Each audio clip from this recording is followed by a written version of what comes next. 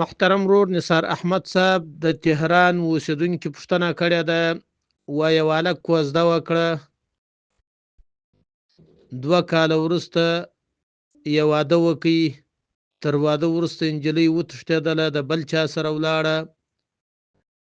وایي نجلۍ د مرکې په وخت، د کوزدې پر وخت، د واده پر وخت دا نه دي ویلي چې دا هلک زما نه دی خوښ.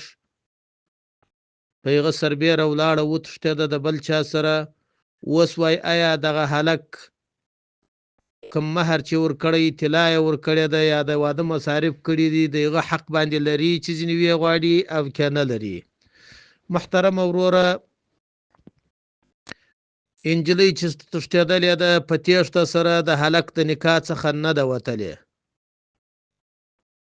هلک کولی شي چې اوس خلع ورسره وکړي. خلع دې ته ویل کېږي چې طلاق ورکړي د پیسو په مقابل کې. یو مفت طلاقي، یو د پیسو په مقابل کې طلاق.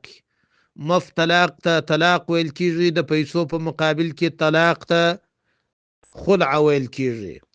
نو هلک کولی شي چې خلع ورسره وکړي او خلع کې څونه مهر چې هلک ورکړی دی د هغه غوښتنه ځینې کولی شي، تر هغه زیات ځینې کولی شي، تر هغه کم ځینې کولی شي. یعنی طلاق چې د پیسو په مقابل کې، د مهر په مقابل کې ورکوي، د هلک خوښه ده. که تر مهر زیات ځینې غوښتی، که د مهر په اندازه ځینې غوښتی، او که کم ځینې غوښتی. او په دغه صورت کې خو قصور د نجلۍ د خوا دی. هلک په حلاله نکاح باندې دا واده کړی ده، مهر یې ورکړی دی، په هغه سربیره چې دا د بل سره تښتي. نو هلک کولی شي چې ورته ووایي چې یا به زما سره په نکاح کې او یا دومرې پیسې درڅه غواړم، بیا طلاق در کوم. که نه یې هلک یې خپل کور ته کښېنولی شي.